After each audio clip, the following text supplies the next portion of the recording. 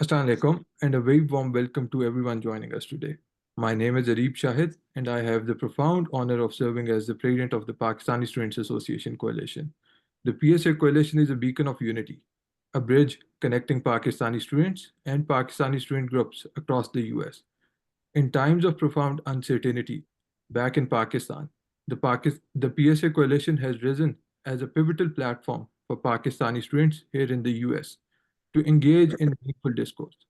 We are a forum that not only debates Pakistan's most pressing issues, but also celebrates Pakistan's vibrant diversity and rich culture. Our mission is very clear to foster a sense of unity, to inspire, and to engage in productive discussions that propel us towards a future marked by stability and prosperity. It is with immense pride and a sense of duty that I welcome you all to today's very important and timely session, Pakistan, the Search for Stability, with very distinguished guests whom we are honored to have Dr. Maleeha Lodhi, Dr. Ishrat Husain, Dr. Adil Najam, and hopefully Barister Salman Akram Raja. This session is a testament to our commitment to understanding the challenges our beloved country faces and to exploring pathways to peace and prosperity. With that, we will now transition to the next part of our program, and I will now hand it over to my colleague Azad to introduce our guests. Thank you, Areeb, and Assalamu alaikum, everyone. My name is Azad Salahuddin, and I'm the current president of the Dartmouth PSA, which is one of the proud members of the PSA coalition. I'm very glad to be introducing our speakers today or tonight, depending on where you're joining in from. But I'd also like to start off with a bit about Dartmouth and the PSA first. Here in New Hampshire, we concentrate on educating our community towards Pakistani and more global perspectives at large through film screenings, cultural celebrations, and more. Moreover, with Dartmouth's reputation in producing economic scholarship, we hope at least some of our Pakistani graduates can leverage their education in future pursuits back home. To our speakers in the session today, Ambassador Maleeha Lodhi, Dr. Adil Najam, Dr. Ishrat Husain, and hopefully Barister Salman Akram Raja. It's a pleasure to welcome you all and thank you for joining. I'm sure all of us are eager to hear your views today. Dr. Maleeha Lodhi has served as Pakistan's ambassador and permanent representative to the United Nations. She is also the first woman to represent Pakistan at the UN. She twice served as Pakistan's ambassador to the US from 93 to 96, and again from 1999 to 2002. In 1994, Dr. Lodhi was nominated as one of 100 people who will shape the 21st century by Time magazine. Ambassador Lodhi earned her PhD from the London School of Economics and Political Science in 1980 and taught at the school following her studies.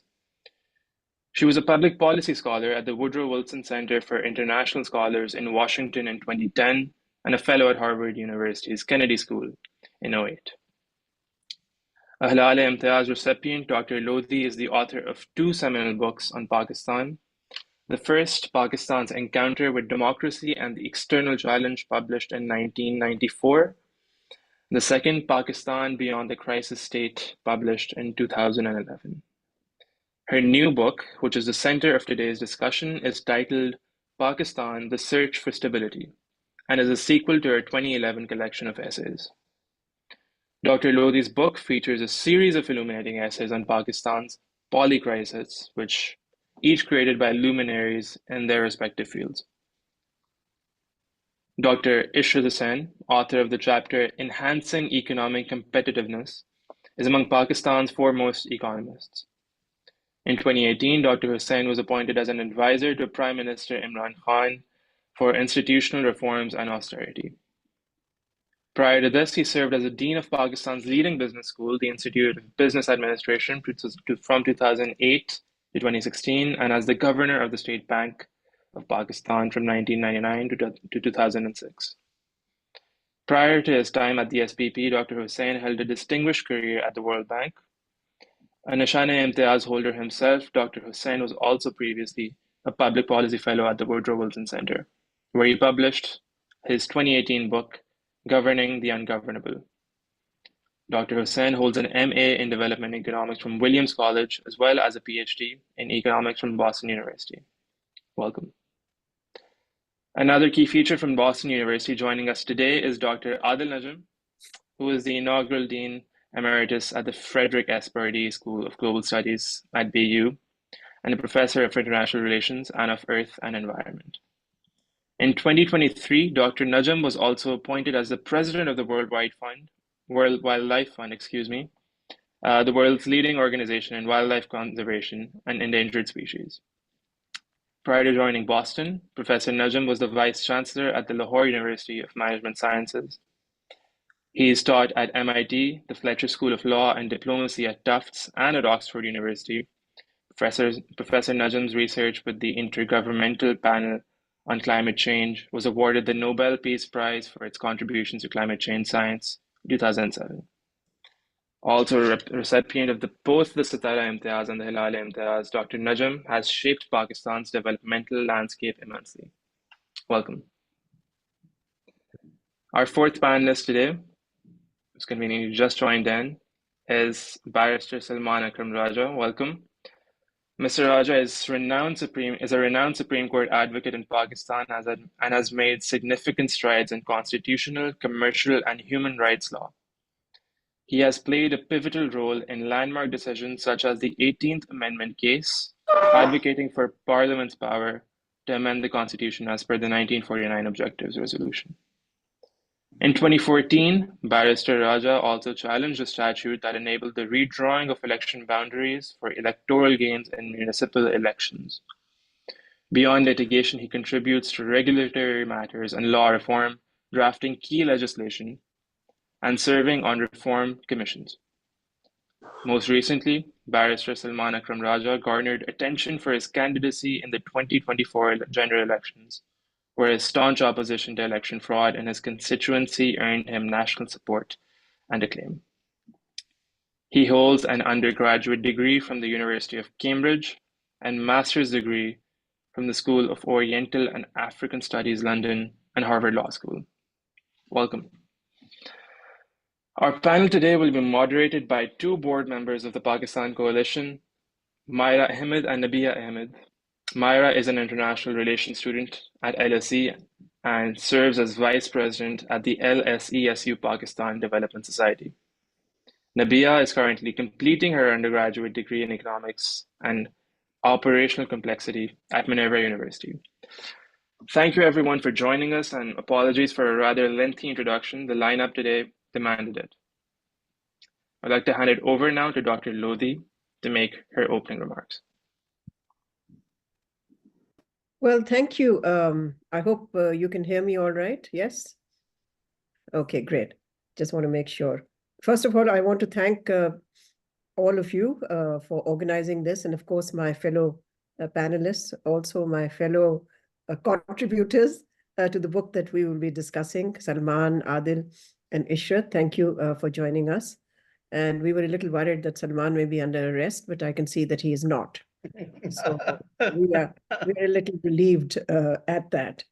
So let me just say that, about a decade ago, I edited a book called Pakistan Beyond the Crisis State. And that was inspired by the hope that the country would extricate itself from its crisis-ridden state and find a path to economic and political stability. And what was underlying that hope were the socioeconomic changes that were taking place in Pakistan, which to my mind offered an opportunity to break from an unedifying past of political turmoil and economic instability.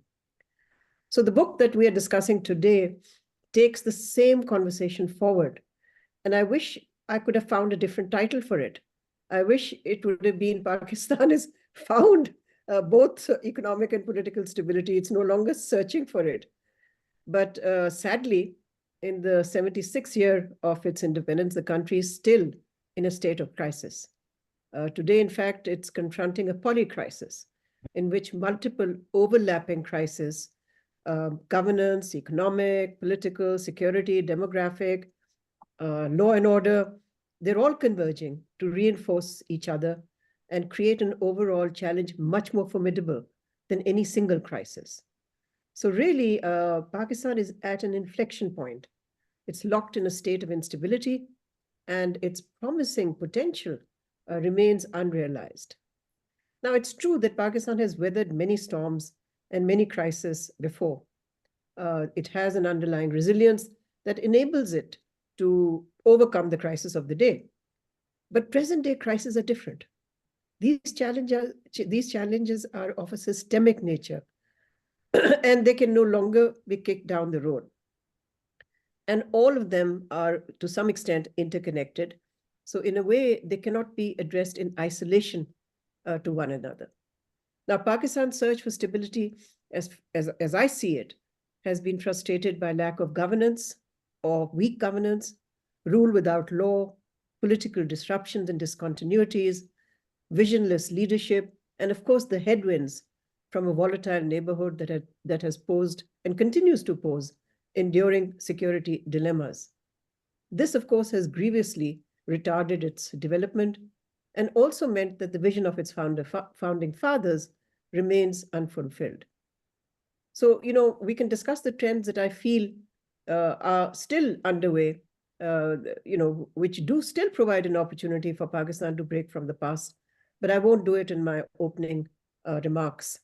Now, this volume, and I'll, round off with this comment, this volume brings together a group of really distinguished professionals, practitioners, academics, activists, journalists, people who really are our country's thought leaders, all of who believe that Pakistan can change course, that its problems can be solved, and that challenges can be overcome to put the country on the road to recovery and renewal. They, in fact, draw on their vast expertise to offer ideas and policy options on how to achieve this outcome by making governance responsive to the people and not to the narrow elites that have run Pakistan, often to the ground. So the collection of essays presents a diversity of views and perspectives, but all the contributors are convinced that change can only take place through bold reforms that they identify in the chapters that they have contributed. They also agree that Pakistanis themselves must reclaim and reimagine the country to extricate it from its present quagmire. Nobody is going to do this for us. Only we can do it. And the issues that are discussed in this volume cover almost the entire gamut of challenges the country confronts and the opportunities they present that need to be seized. Issues of governance, civil-military relations, economic revival, internal and external security, the youth bulge, what Adil calls, I think very, very graphically, Pakistan's moment of youth, human development, climate change, religious extremism, foreign relations, and of course, last but not the least, the role of women. All of these are examined in the various essays that constitute the book. So the common theme running through almost all the chapters, all the essays, is that a stronger state, responsive to the people and not merely its privileged elites, will emerge only by implementing a reform agenda that addresses Pakistan's systemic and fundamental challenges to guarantee its long-term stability. In other words, it can be done. The question is, who's going to do it and when are we going to do this? So with that, let me hand it back to you. Thank you, Dr. Lodhi. That sets us up quite nicely for what we have set up after this. I think our panelists have agreed that we're going to take 2 minutes for every person to introduce their chapter in the book. Dr. Ishrat, if we could start with you, please. Well, thank you very much for inviting me to this very important webinar. My chapter is Enhancing Economic Competitiveness. And my main argument is that against the emerging global trends and the regional competitors, as well as our internal dynamics, we have been focusing too much on short-term crisis management and financial balances rather than going into the root cause as to why these imbalances are being created. And the argument is that there is a role for both the government and the private sector to work together in tandem, like many other countries in the world are doing, rather than having and adversarial relationships or a blame game, which actually leads us to a zero-sum game. So from the government, we expect that they should try to provide an ecosystem which is free from anti-export bias and open up the competition in the domestic markets and allow all the barriers to entry and exit to be removed. Secondly, that we should have no favoritism for some firms or some enterprises and some individuals, because that is counterproductive to the long-term competitiveness or productivity gains. The third is that we have deindustrialized the country and completely overtaxed the manufacturing sector, which is bearing about 56% of the total taxes, while the 60% of the economy is completely outside the tax net. And that is really leading to the imbalances on the real sector of the economy. Then we have too much regulation and too many permits and too many NOCs required and clearances by bureaucrats, both at the federal, provincial, and local governments. We have to try to do ease of doing business.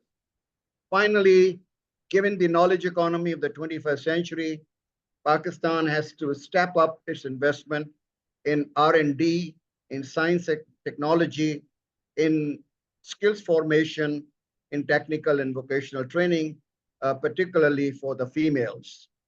For the firms or the private sector, they have to invest in the workforce rather than have this very transitory arrangement of having the contract labor, which is leading to lower productivity. They have to professionalize the management rather than use their own relatives who may not be competent to meet the demands of the international markets. They must require to update themselves as to what the tendencies in the markets are. Our exports are today low-tech, agri-based, while the world is moving into mid-tech and efficiency-based exports in the new markets, and we are way behind it. Fourth, they have to link themselves up to the global value chain. That's what the East Asian countries have done through joint ventures and the partnerships, and that is a win-win situation both for Pakistan as well as the partner countries. Fifth, the new emerging trend in the world trade is not the goods, but the services. And Pakistan has lagged behind. For example, IT, India exports about $150 billion, while we are struggling with $2 to $3 billion. And there is a lot of scope, and that leads to the youth bulge problem, also that you have to equip your young men and women coming out of the schools with the skill sets which are in demand, not only in Pakistan, but outside Pakistan. And that is the final, that their entrepreneurship, innovation, technology, and digitalization have not been on the radar screen of our private sector. They've been doing business of 20th century, that you cannot fight the war of the 21st century with the armaments and the instruments of the 20th century. So that's the gist of my chapter on Pakistan's economic competitiveness. Thank you, Dr. Ishrat. That's quite a bit of content in there that I've taken a peek at the questions, and I'm sure our members here will have lots of questions for that. We're going to move to Dr. Adil Najam now for his remarks in his chapter before moving to Barister Salman Akram Raja. Thank you. Thank you very much. Thank you, everyone. It is wonderful to be here. Thank you to all of you for organizing this. I think this sort of conversation is important, and I'm really looking forward to what people have to offer. But thank you also to Dr. Lodhi for the book and for including myself in it. But I think, and I say this not just to be diplomatic, but I think it's very timely. Uh, I assume it wasn't planned to be this timely because it was in the works before this. But at this moment in Pakistan's history, I think something like this is needed. And I hope people will actually read the book. Not just the titles, but they will actually read, because a lot of people have put in a lot of effort. And the reason I say that is, in this moment of despair, what you need is not just hope. And that's not what the book is about.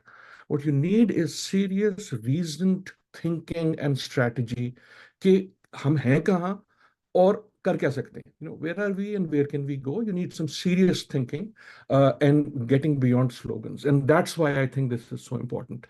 My little contribution to this book is on youth in the chapter called Moment of Youth. It builds on my earlier work as the lead author of Pakistan's Human Development Report on that subject. And so I do two things, and I'll be very quick about it. First, why is youth important? एक तो नाराबाजी है ना, and the नाराबाजी is that you always tell young people how important they are, and then you ignore them. You do that all over the world, right? That's the polite way to do it. But there is a demographic, political, social reason why this is a particular moment for Pakistan. We are not the first country to be here. But at this point, we are in a particular place that many have come to before us, which is a certain demographic shift between now to about to 2045, jahan grow hoga 2060, jahan by the time you are our age, you'll be worrying about too many old people or unki pensions ka kya karna. But right now, you are in this demographic moment. And what that demographic moment means, amongst other things politically, is, for example, every election between now and 2045 is essentially going to be determined by new voters. ये एक demographic reality है, right? Simply by the new people coming, the old people going. That creates not just politically, but economically, societally, a set of challenges. And that's what one is trying to open up. I'll give you a very simple way to think about ये जो मैं demographic moment कह रहा हूँ. आप सारे पाकिस्तान को put them in a straight line. 2 out of every 3 will be under 30 years of age. Just think about that. Right? That doesn't mean they are better than the others. That doesn't mean they are worse than the others. That just means you have to do certain things. If you think about jobs, if you think about education, if you think about engagement, right? Those are the 3 E's that I talk about: employment, engagement, and education as the big levers. So that's what it is. What I do in the chapter, very, very briefly, is most importantly, I think, is a theoretical framework. I'm sorry, I'm a professor, so that's all I do. So the theoretical way to understand this is not कि किसने किसको vote दिया, who voted for which party, whatever, which is what this gets wrapped up in. But why are we interested in young people anywhere in the world? And there are 3 reasons. One is youth, which we define as the world does, 15 to 29, is a defining category. Defining means as people, we define ourselves in the ages you guys are in. When do you become an economic actor? 15 to 29. When do you become a full physical changes in life? 15 to 29. When do you become a social actor? When do you become a political actor? Ability to vote.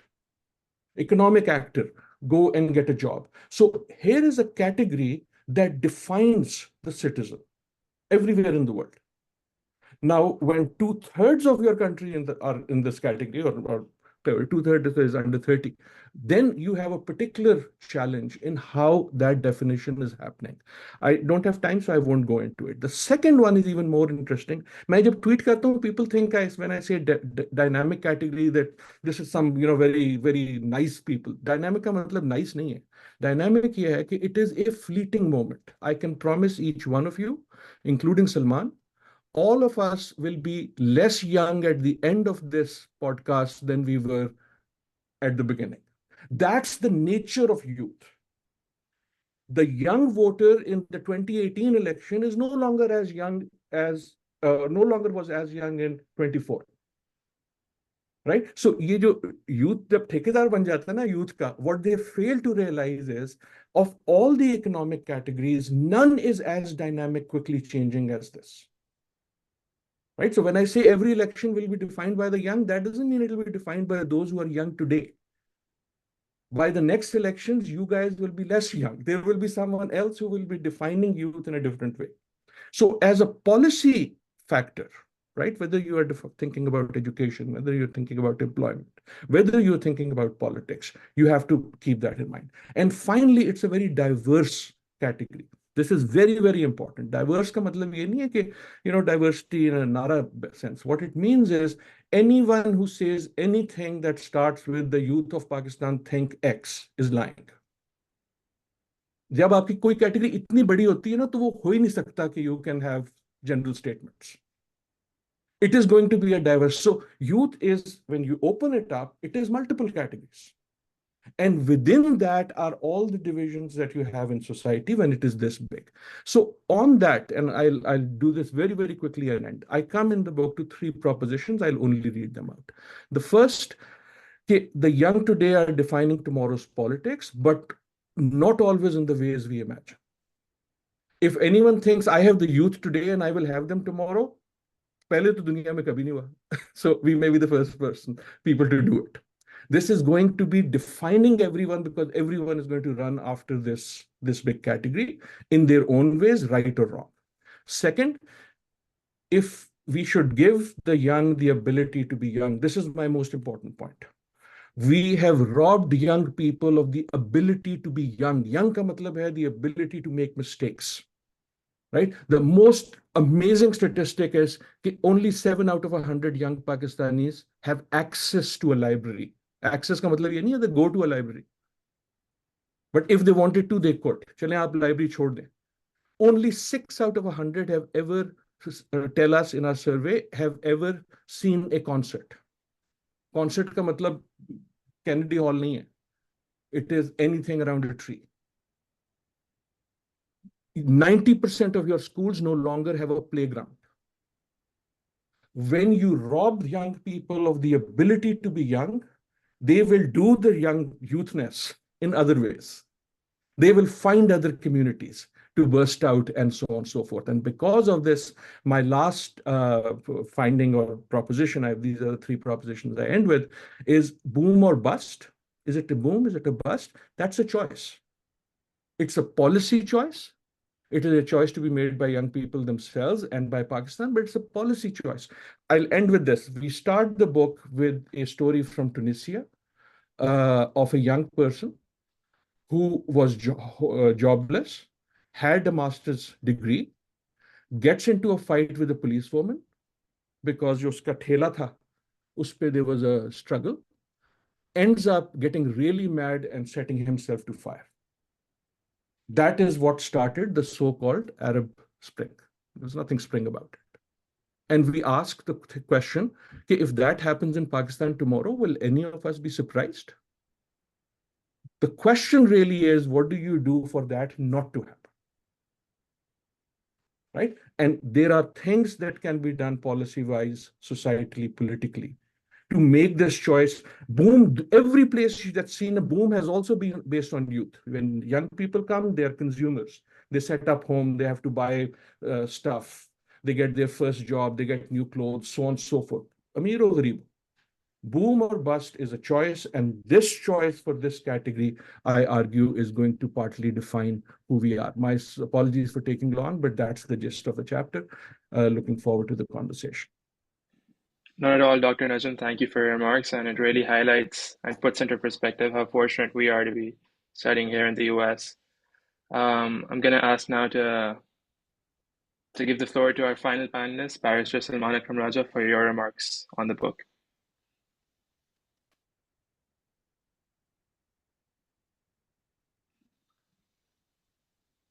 My chapter in the book, thank you very much for this opportunity.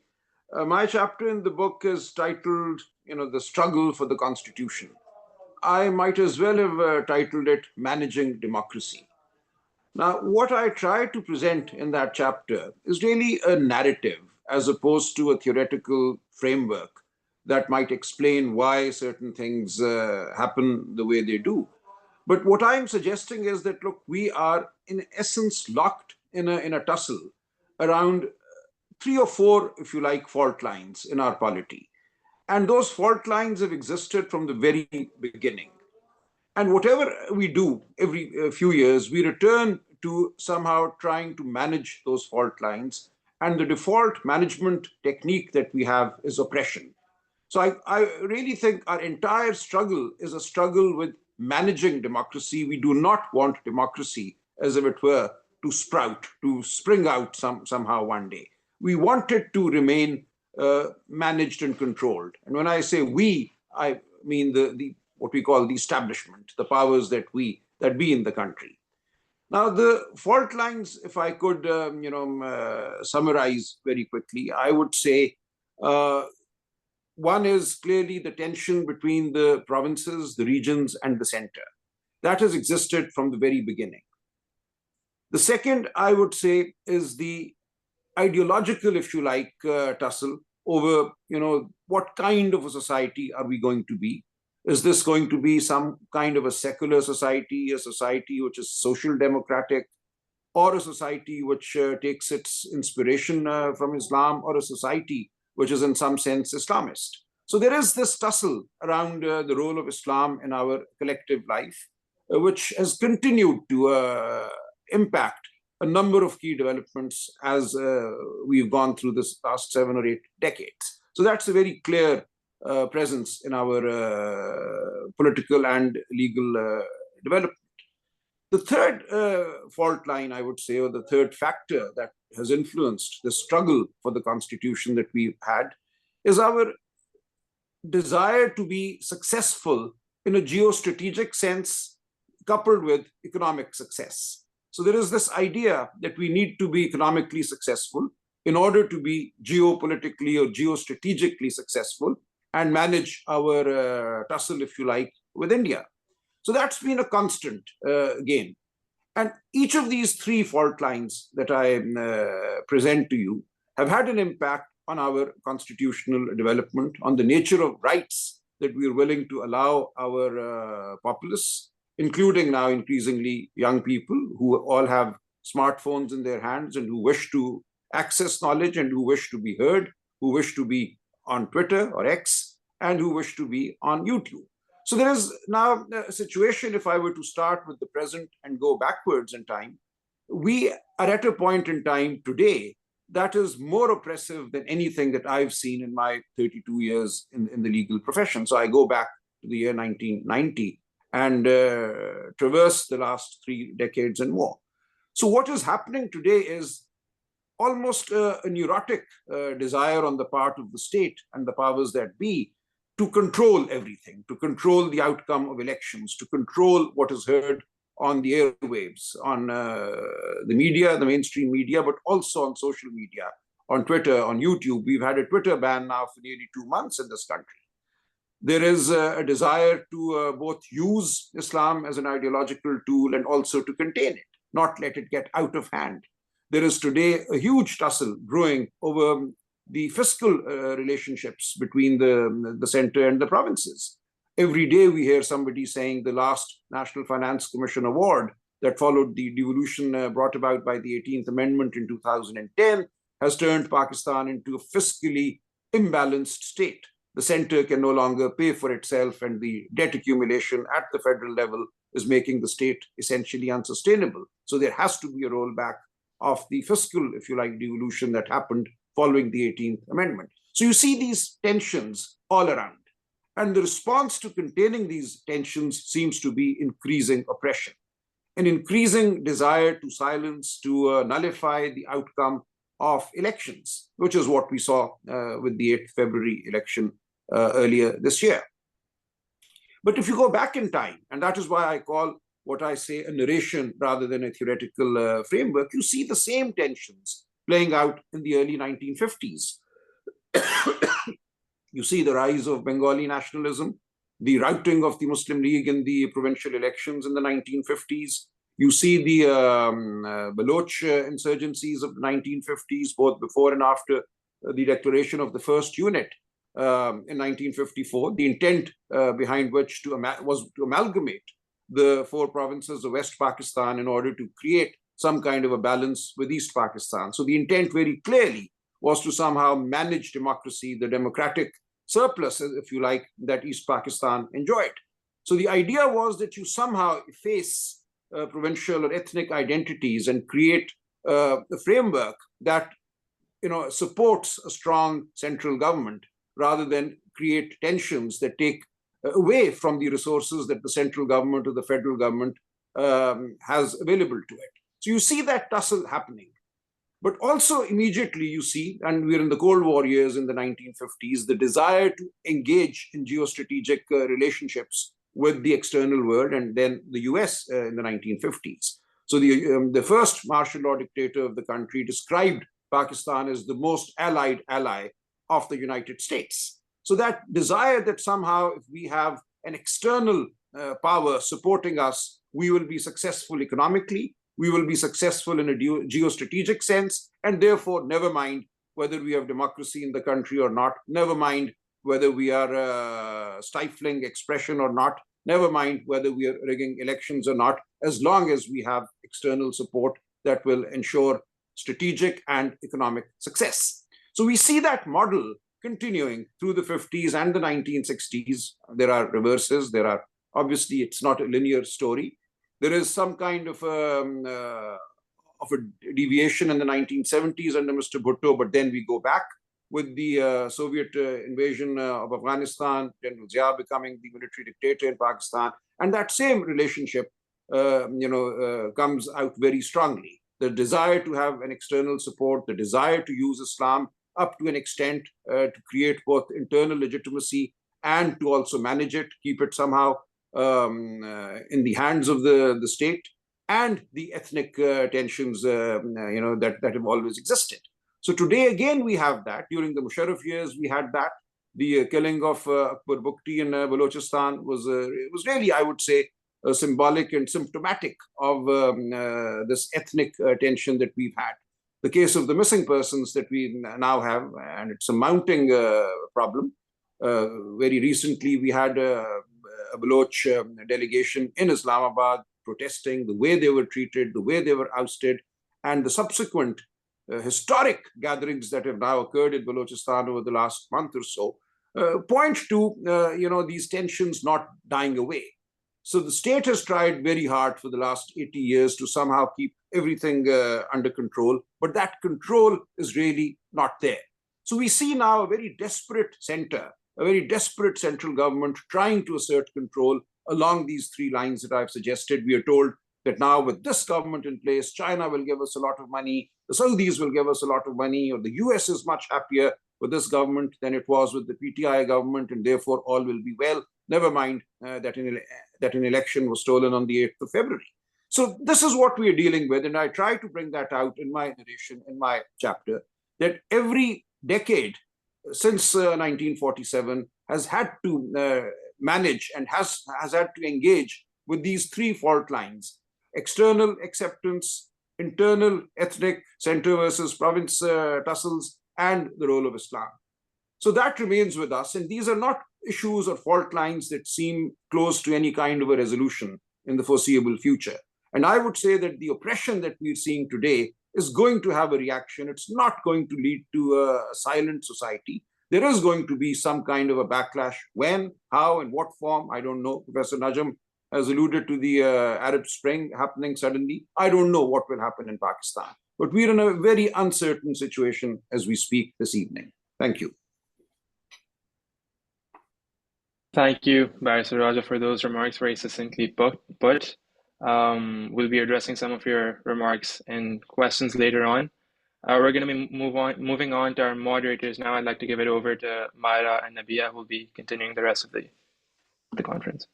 Great. Thank you all for your very insightful opening remarks. Assalamu alaikum, everyone. It is a true honor to have you all here today. Dr. Lodhi, thank you for giving our platform the opportunity to discuss this exceptional contribution to literature on Pakistan. Thank you also to Dr. Hussain, Dr. Najam, and Barrister Salman for joining us today. As I said, it is a true honor.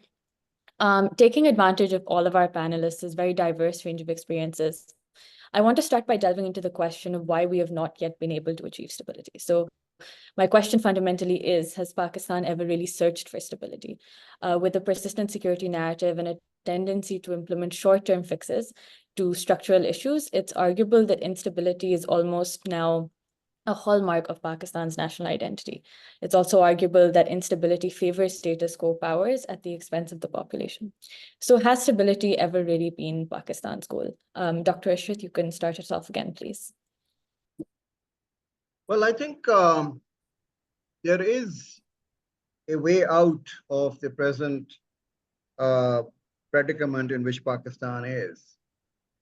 And this way out is that any elected government, through fair and free elections, without any interference from any outside forces, is allowed to complete its tenure for 5 years without any interruption, without any fear of being overthrown by political engineering or quasi-judicial intervention, would have the opportunity to bring about some very tough economic and governance reforms in the first 3 years, because in the year 4 and 5, the benefits of these painful experience would start producing dividends politically.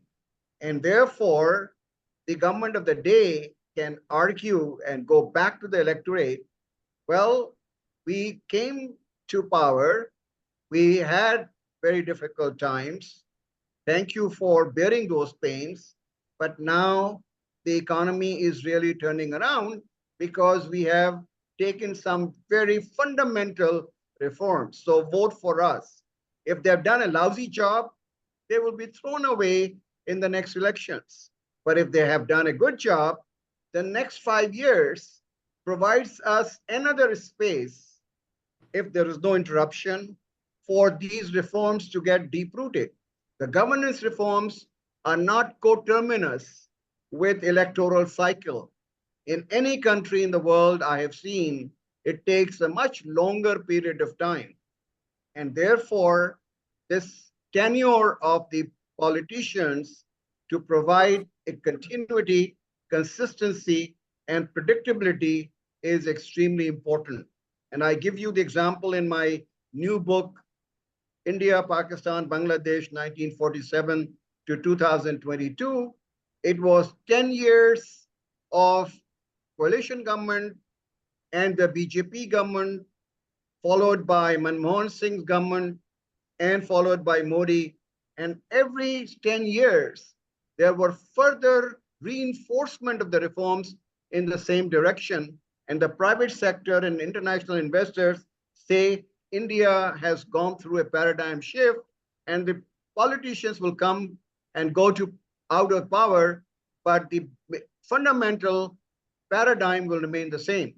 Similarly, in Bangladesh, after 1990s, you had Khalda Zia and Hasina Wajid having very serious political fights, but their economic policies remain same. And therefore, the investment ratio in Bangladesh also went up to 30% of GDP, and Bangladesh is also now a star performer. So I think I interpret this political stability and economic stability in a much different way than most people do. Thank you, Dr. Hussain. I think it's very interesting how Pakistan can be very resistant to change, but can also still face a lot of instability. Dr. Lodhi, we will go to you next, please. It's the same question, right? Yes, please. It's the same question.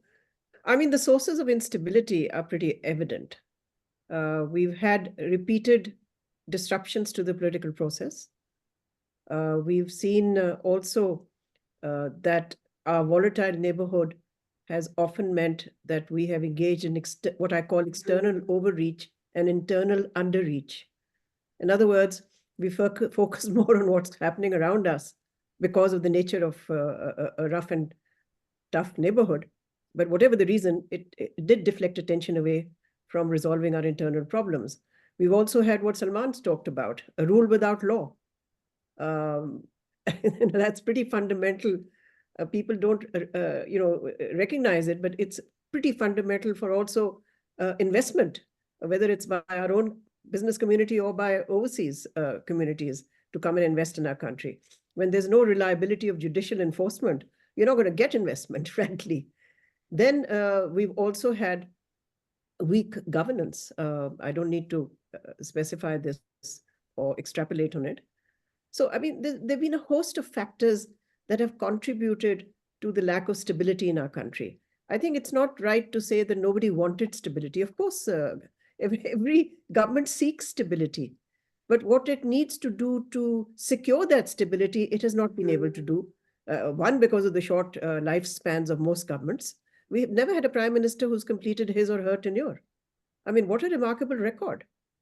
And then, of course, because we've had narrow, self-absorbed elites, they've not really put public welfare ahead of their own welfare. Let me put it that way. And therefore, we've not really carried out the structural reforms that we needed to put our economy back on track and to make it self-sustaining. Then I think we can't put all the blame on just those who formed governments. I think our business community has been very insular. They've not really connected to the global kind of economy, if I can put it that way. And I speak a lot to captains of industry, and they acknowledge this. They said, "You're right. We make enough profits at home, so we don't really care about anything else." So there is that factor too that has contributed, because I think if we had seen a more enterprising business community, perhaps things would have turned around in a different manner. But naturally, you can't single out a single factor. I think there are multiple reasons why we've not secured stability. But the road to stability is pretty evident. We need a democratic continuity. We need stable civil-military relations. We need the military to also accept that there are certain things they can do and certain things they cannot do. We need the politicians to accept that they can't keep dragging the army in to deal with opponents. Governments have done that. Political leaders do that. So, all of this needs to be done. But above all, I think we need to also address what lies at the very heart of our economic predicament today, and that is our education deficit. We are still a country, the country with the second largest number of children out of school. 20 million children out of school, which is a violation of 25A of our Constitution. I call it 20 million violations of our Constitution. Because every child that is not sent to school, you're violating the Constitution. So, I mean, I can't think of a country that has made economic progress on an illiterate base. No country makes that progress. So, I mean, I'm speaking in a few days' time at a World Bank. Ishrat is also going to be there, a UNDP roundtable on why Pakistan has slipped in the human development rankings. It slipped yet again. We've done very poorly on just about every index of human security and human development. And for all the reasons that Adil was pointing out, I mean, if the young of our country face a jobless and hopeless future, that is not going to be a source of stability. It's going to be a source of great social instability.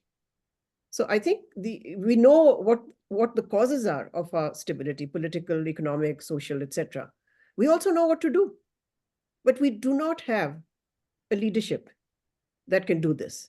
And the very basic business model also applies to politics. To be successful, you need leadership, you need a team, you need a plan, and you need the commitment then to enforce that plan. I mean, that's kind of basic, and it's basic to governance as well. But if you have ruling elites coming in, even if they've been elected free and fair, with no plan, having done no homework, not standing for anything, nothing. I mean, Ishrat and I often, I'll end on this note, Ishrat and I often have an interesting conversation on this. I also think Pakistan's governments have never really offered an economic vision.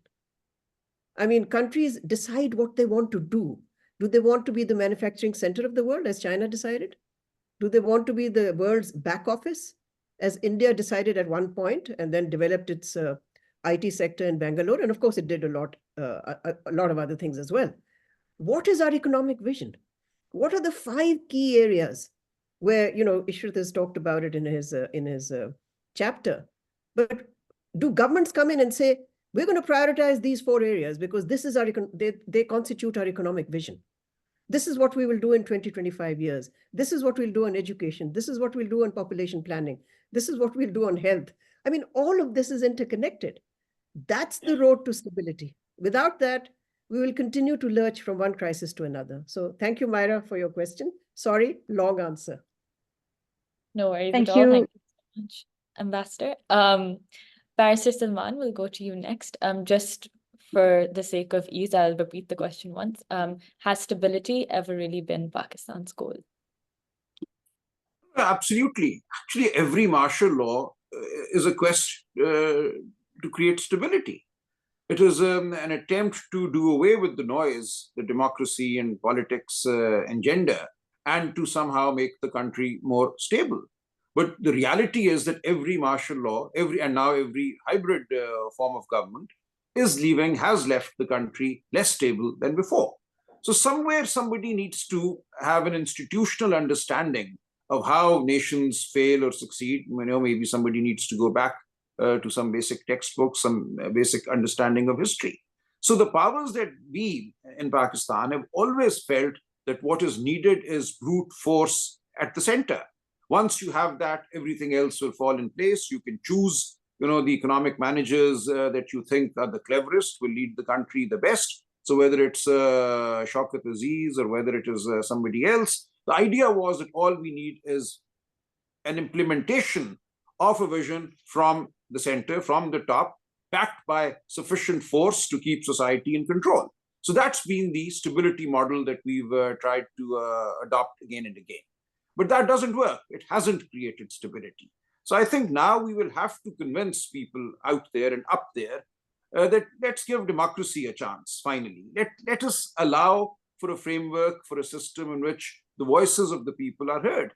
And maybe we will then reach a point where the subsidies and the protection for the entrenched elites, the entrenched business sectors, some of which Dr.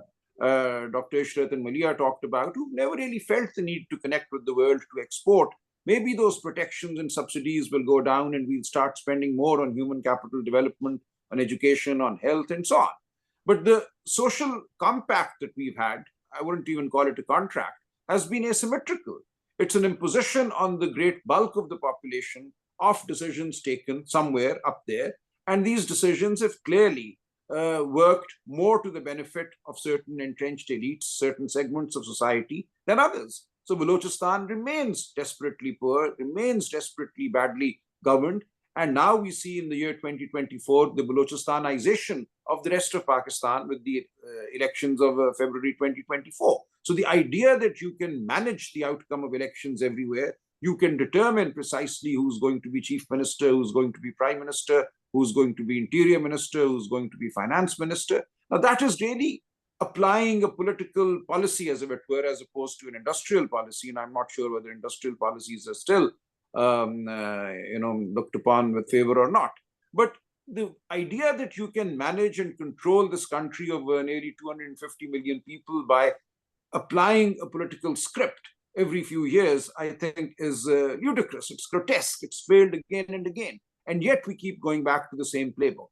So for me, stability will not start emerging until and unless we decisively ditch this playbook and start actually engaging with the people and start actually creating some kind of a social contract across provinces with the center and with the regions, and really make it people-centric and really make education and health our primary success parameters. So that keeps slipping back somewhere. The conversation even today is all about what the IMF will do for us, whether it will be an 8 billion facility or a 6 billion facility, what China will do, what projects they will come in and invest in, and therefore the attacks on Chinese engineers become such an existential issue for us, and so on. So we are still kind of trying to create some kind of a system, put out the fires. We do not have a vision for the country going forward. We are still fighting today's fights, and there is no long-term understanding of where this country is headed and how to take it there. Thank you. Great, thank you so much. Dr. Najam, the floor is yours. Thank you, Myra. Thank you. On this one, Myra, I was hoping that you'll come to me before Salman because he's kind of stolen all my points. Pata nahi if he was looking at my notes or not, but I have a similar sense, less passionate, but similar. And I don't want to sound as if I'm disagreeing with the title of the book because I'm not, because the book and what Dr. Lodhi said is the right way to look at at stability. I look at the questions, jo I may. And I think many people do look at stability in a wrong way. So another reason, go buy the book and read it. So I have a tortured relationship with stability.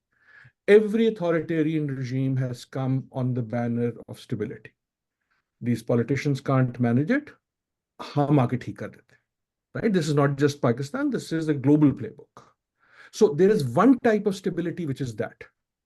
And there is another type of stability that is the search that this book, I hope, is talking about. I'm talking about, Dr. Lodhi is talking about, which is that nations become stable, which doesn't mean they are not messy. This is exactly what I think what Dr. Ishrat is saying. I have been reading his book because I've been citing it in something I'm writing right now. Read the book on his explanation of Bangladesh or India. Bangladesh is not stable. No one will label it as the stablest country in the world. No one will label India as the stablest country in the world. But this idea of continuity, this idea that you can look at a country and it is not in a constant state of turbulence.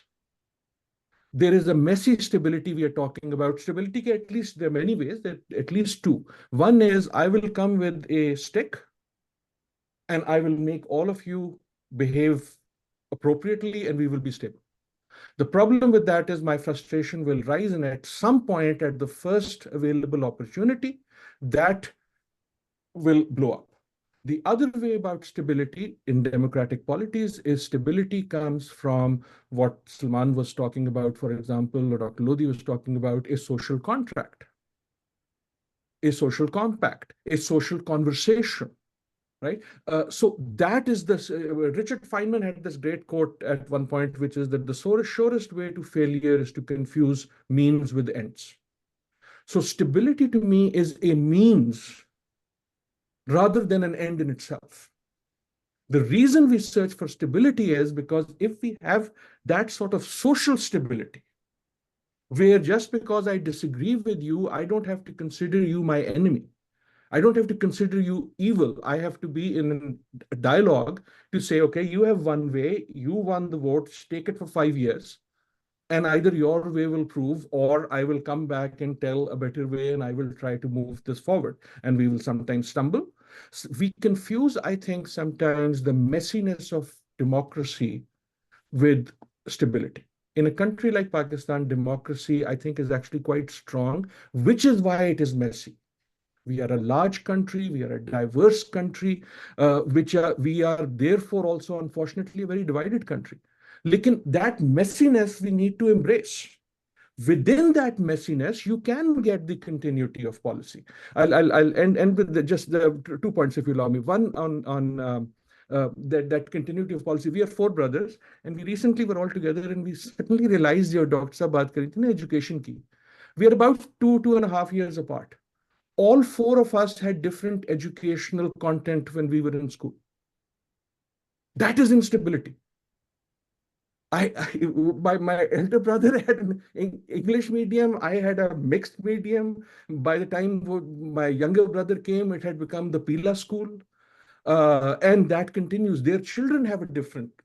That is the instability we should also be thinking about, rather than just this. Dr. Saab mentioned the Human Development Index. This is the Human Development Index map of Pakistan from the report we had done by district. All you need to see is the reds and the greens. Here is the instability question, if you think about it from a development point of view. The distance between Lahore, best performing HDI, to Avaran, least performing HDI, is larger than the distance between New York and Lahore in terms of HDI. The least performing district in Pakistan, in Punjab, is Rajanpur, which is better than every district in Balochistan on HDI, except for Quetta. Right? So what I'm saying is, let us part of what excites me about this book is we are trying to put meaning into this idea of stability. What do we mean by stability? Stability is not ke Ravi Chand likhta hai, everything is okay. Stability is in a vibrant society, having that ability to be vibrant, but I knowing what is the likely things happening in 5 years, an election, for example, and a investor knowing a continuity of policy and so on and so forth. So I am with Dr. Ishrat on this one, that we need that nuanced view of stability, which can have messiness, democratic messiness, but policy continuity, which comes from a common understanding of the policy directions we want to go to, right? Are we open? Are we nationalized? Are we privatized? There's some sort of general directions that societies have. That's great. Thank you so much, Dr. Najam. I think that was a very insightful series of answers. It was very interesting to see how they were very closely linked, but slightly varied, depending on everyone's areas of expertise. I'll now hand back over to Nabiha to start us off on our audience Q&A, please. Thank you so much, Mara. And thank you so much, everyone, for your insightful contributions. Dr. Adil, I must appreciate the graphics that you had going on with your speech. That was truly something that we all enjoyed thoroughly. And I will reach out to you to find out how you did that. From the audience perspective, we have quite an active audience today, some of which submitted their questions ahead of time. And to balance out the individuals that submitted questions ahead of time and now, we'll be taking questions from both sets. So the first question we have is from Muhammad Hassan Khan. And that is, how can students play their role in the current situation, especially law students who are in their first or second year? Barister Salman, I think this would be most appropriate for you to handle. So we'd like to start off with you. Well, I would say speak out. We need speech. We need people to say, that we are important, our views are important, our votes are important, that we actually believe in the constitutional values, that we apparently espouse, but in reality negate. We really need to say that, because I assure you there are far too many people up there and out there who think these are luxuries, freedom of speech, democracy, voting, assembly. These are luxuries for other people, and we have decades to go before we get there. I have this conversation almost every day with a bunch of people who are either in government or who are in senior executive positions in the army or leaders of business. So I'm actually very worried, by this kind of growing sense that Pakistan doesn't really need, democracy and its attendant values. So we need to resist that. I think we are heading in a very dangerous direction. We are never going to be a single party China. That is not in our DNA. We have a history, a culture, a background that really is based on speech, is based on engagement, is based on protest. And the idea that we can somehow be turned into CC's Egypt or some kind of an East Asian autocracy is just not going to work. But it is being taken very, very seriously, I assure you. So we need to put up resistance against that. Thank you so much. Azaz, would you like to take on the next question? All right. The next question is submitted by Hussain Badi from the Boston Consulting Group. Hussain asks, systematic issues aside, what is the best advice to give to Pakistan's masses, many of which are living below the poverty line? They've voted, they've protested, but there is no trust left. Is there anything else apart from hope that they can turn to? I think anyone can take this question, whoever seems fit.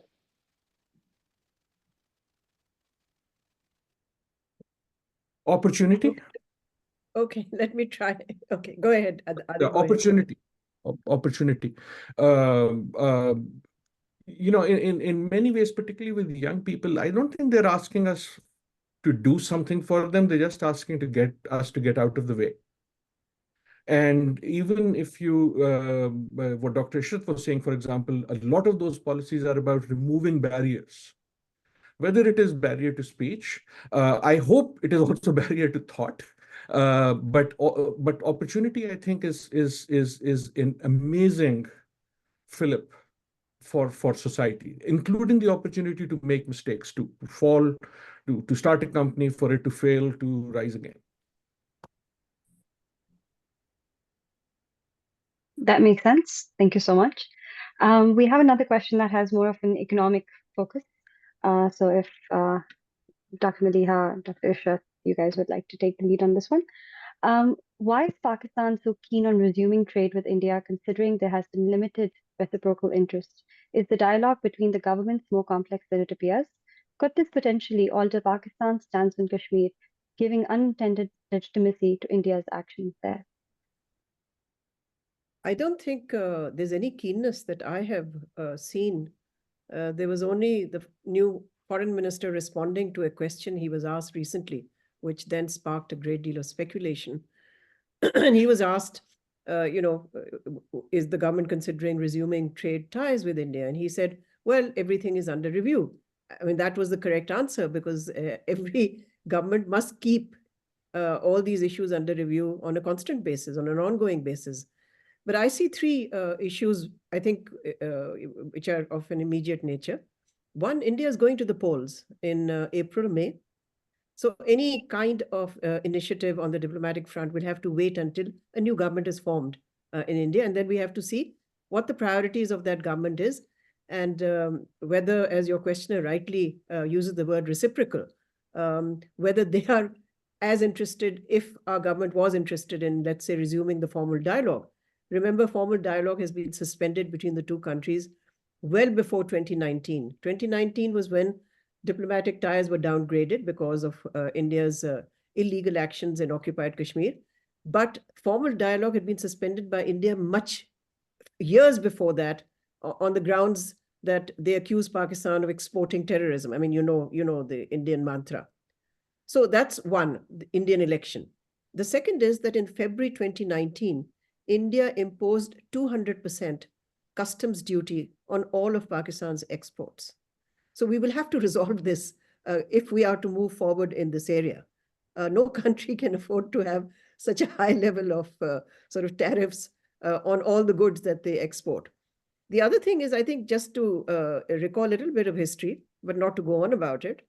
The longest period that we've had of a peace process, let's say a sustained peace process, was during President Musharraf's time. And at that time, trade was opened with great hopes. And I think one of the things that our business community quickly learned was, they were very enthusiastic, of course, was the non-tariff barriers that India imposed. So there's the formal part and there's the informal part. So, these issues, I'm not saying that these are an enduring obstacle, but they are a present obstacle, and they will have to be resolved. And I think the trade talks that did take place at that time did involve Pakistan saying, you need to do all of this, because if we are going to trade with you, we need an even playing field. At the moment, it's a totally uneven playing field. Pakistan is a much more open economy even today than India in terms of the trade regime. So I think some of these issues will have to be resolved. Then, of course, as your questioner, I think, implies by the way he's framed the question, or he's framed the question actually, is that, India has ruled out any conversation with Pakistan on occupied Kashmir. Nothing. Zero. Zilch. This poses a dilemma for Pakistan. So how do we proceed with any kind of a dialogue or normalization, let's say, of relations with India, if India just refuses to even talk about it? And Pakistan, contrary to a lot of misperception about Pakistan, by Pakistanis themselves, who felt that Pakistan has always put a condition that unless you resolve Kashmir, we're not going to have a relationship. Not true. Not true at all. Pakistan never said Kashmir first. Pakistan always said Kashmir too. So we need to talk about the disputes as well as move forward with you. So I think, here are some of the areas that I think will need to be addressed if we are to move forward. Thank you. Well, let me add to what Maleeha said. In February 2014, we had almost reached an agreement with the Congress party that Pakistan is going to grant the most favored nation status in return for India removing the negative list under the SAFTA, because the SAFTA, we were going to get 5% of the tariff limits. And also what Maleeha said on the non-tariff barriers, which India is famous for. And the agreement was going to go to the cabinet, and Mr. Modi sent a message to Mr. Nawaz Sharif that this is going to affect our elections. So when we come to power, we will continue this agreement with you. And that day and today, 2024, nothing has happened. So we were almost at the verge of normalizing trade with India, which was one of the base breakthrough. And as Maleeha rightly said, we didn't say that you resolve Kashmir. Kashmir is our principal stand, but trade is something quite different from what Kashmir's stand is. All right, next up we have Shahzain Ahmed Khan from Brown. She asks, how can we better incorporate minorities into the political and social fabric of the country so as to ensure future stability? Similarly, how can we make sure that fundamentalist voices are controlled and prevented from dictating national policy that directly harms minorities? This too is an open question.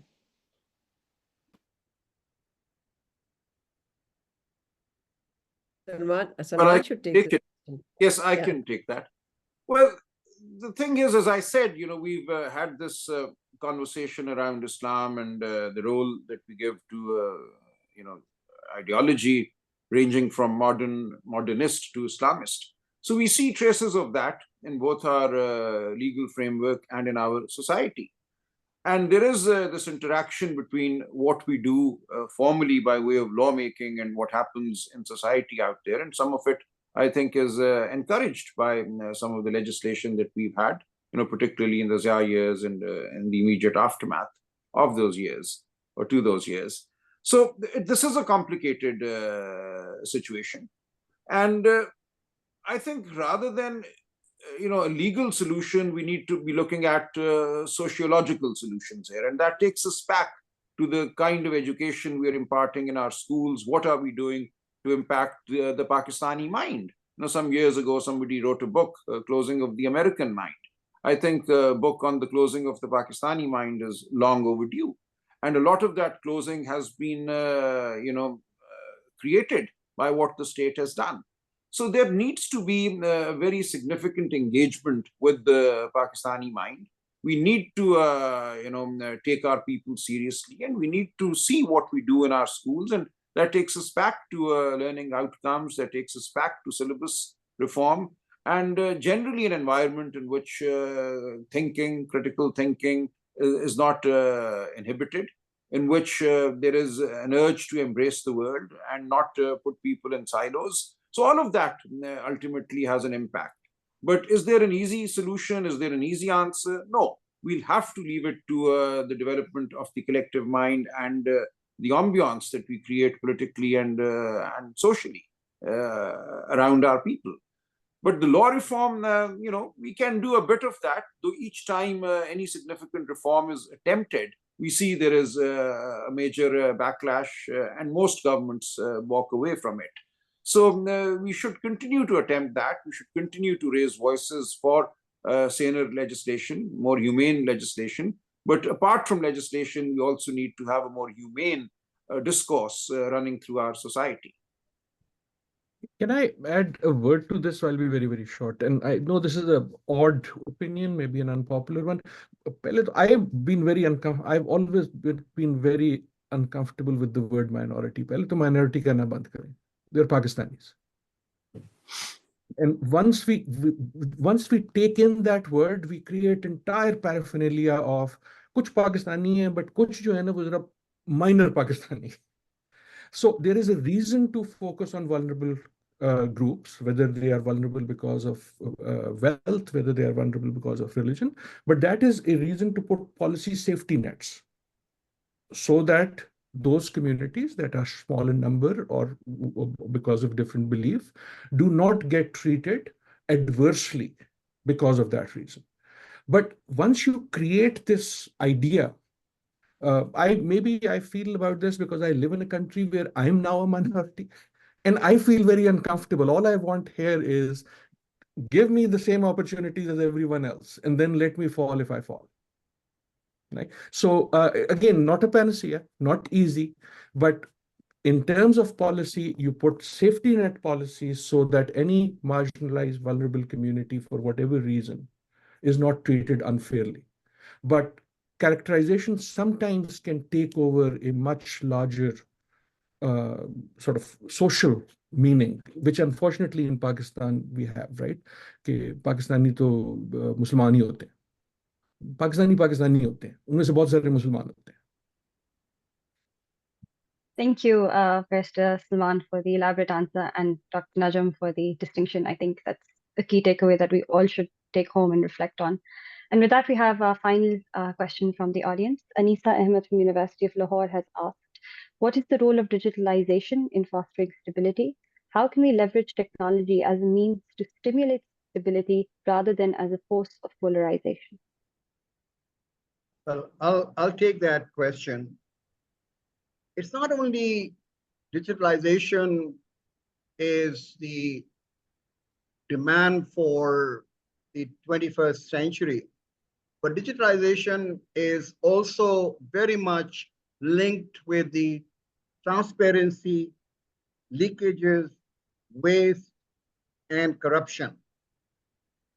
India had a very large social protection program, and there were tremendous leakages which were taking place as far as the ultimate beneficiaries were concerned. The moment they digitalized and they said, we will deposit all this money in the accounts of the beneficiary, there will be no intermediaries, there will be an end-to-end solution to that, the leakages and the corruption has gone to almost zero. We did the same thing with the FBR. The export refund scheme has been misused by the FBR officials for a long time. It is their money, but it is stuck with the FBR for a long time. We created a program called Faster. You upload your claim and all these supporting documents. AI processes that according to the parameters given. And if your claim is approved, then the money goes directly through IBN into your accounts. And that year, we were able to disperse 250 billion rupees of outstanding refunds to the exporters. Because the intermediation of the FBR officials who used to extract money and delay the process, even for issuing check, there was a 3% being charged. That disappeared. So I was just giving you the power of digitalization as an instrument of good governance and getting benefits to the poor. All our discussion has been that there is too much leakages as far as the benefits to the poor are concerned. But if you digitize this, I can assure you that the benefits will accrue to the not to the well-to-do communities, but to the downtrodden communities who are completely deprived of the economic benefits today. Can I again add a very short? I 100% agree on the positive, and there are many others, but also be cognizant of the negative. Particularly, I say this from the youth wala perspective. Amongst the most important things I think we talked about today was Salman's idea of voice. I think voice is important. I think thought is important. I think both are stifled. We cannot have this conversation we just had on any television channel. Right? Because in 2 minutes, we'll have to choose sides. कि आप इसके बंदे हैं, आप उसके बंदे हैं, आप यहाँ के हैं, वहाँ के हैं. Right? We've disagreed on things or had nuances, learned from each other. But where is voice being stifled? Right? So one is आप journalist को पकड़ के ले जाते हैं. One is you get pressures. But there is also a lot of digital bullying. So not undermining that. We are digitally, especially with anonymization. There's that famous New Yorker cartoon on the internet, no one knows you're a dog. if I don't like, Salman doesn't like anything I say, or I don't like something else Salman says, immediately there will be a barrage from neither of us. हमारी चार पुश्तें निकल आएंगी, our families will be whatever, right? So there is a lot of in this slogan. So with voice, the reason I say that just digital is very important. It is actually allowing a type of bullying that is stifling voice by making people scared. This is not about the state part. This is an addition to that, right? And that is something we can also do. I don't know what to do about it. Like, for example, for the last 2 years, I have just stopped using Twitter as a medium of intellectual discourse. It is a bulletin board. I'll put something कि मैं किधर बोलने वाला हूं, and that's about it, right? And I don't think I'm the only one. So be careful in these new tools. The power they give also give opportunities for new bad things to happen. Thank you so much for that. With that, unfortunately, due to time constraints, we won't be able to take on more questions. But I have perused through the questions that were asked by a live audience. And one thing that I'd like to plug in is that we had PSAC had conversations with Dr. Ishrat Husain and Dr. Maleeha Lodhi earlier. And a lot of the answers to those questions can be found in those recordings. So I'd highly encourage you to go to our YouTube channel and have a look at those. I assure you that those questions were not asked because these have been answered. Over to you, Adil. Thank you, Namia. I just like to transfer it back to Myra for her remarks. Great. Thank you, everyone, so very much. And on that note, we will bring this exceptionally enlightening conversation to a close. Ambassador Lodhi, Dr. Najam, Dr. Hussain, and Barister Salman, thank you all so very much for your time and insights. I'm going to hand back to Dr. Lodhi for a moment if you'd like to make any closing remarks. I'll just a soundbite. I'm so used to speaking in sound bites. I think I would simply say that the Pakistan's fate and destiny lies in the hands of Pakistanis themselves. It lies in the critical choices that Pakistan has to make in the months and years to come. Nobody is going to do this for us. We've got to stop looking outside. We've got to look at ourselves and see how we can all participate in this process of making these critical choices, whether it's through voice, as Salman and Adil put it, or through citizen activism, through speaking out in the media, to taking part in politics. I mean, you have a whole menu of actions that citizens can take. And I think it's important for citizens never to lose hope. And finally, I would say, go buy the book. Read the book, because if this was a session to plug the book, then I have to plug the book. And thank you again to the contributors, 3 of the distinguished contributors to the book. I'm so grateful because without you, the book would not have been possible. Thank you. Thank you so It was very an honor much. and a pleasure. Thank you, everyone. I'm sure that after such an insightful session, everyone will be running to read the book. Ultimately, the work that you all do in your respective fields that Ambassador Lodhi is conveniently compiled for curious minds like us, it will always serve as an inspiration to us all. Interestingly, I've also just been reminded that it was on this day 3 years ago in 2021 that I first interacted with Dr. Adil Najam as part of the Planning Commission's Policy Forum on Youth Development. Back then, Dr. Najam highlighted the need for an educated, employed, and engaged young population. And I think it's interesting that a lot of the discussion today reiterated that need. It's our hope that this discussion is one small step in that direction. I would also like to take this opportunity to thank Nabiha and Azaz, my fellow hosts today, for all their support. And most importantly, I must thank Areeb, the president of the PSA Coalition, who has worked day and night and against all odds to bring this event to reality. Thank you for responding to my panic messages and for believing in this vision as much as I did.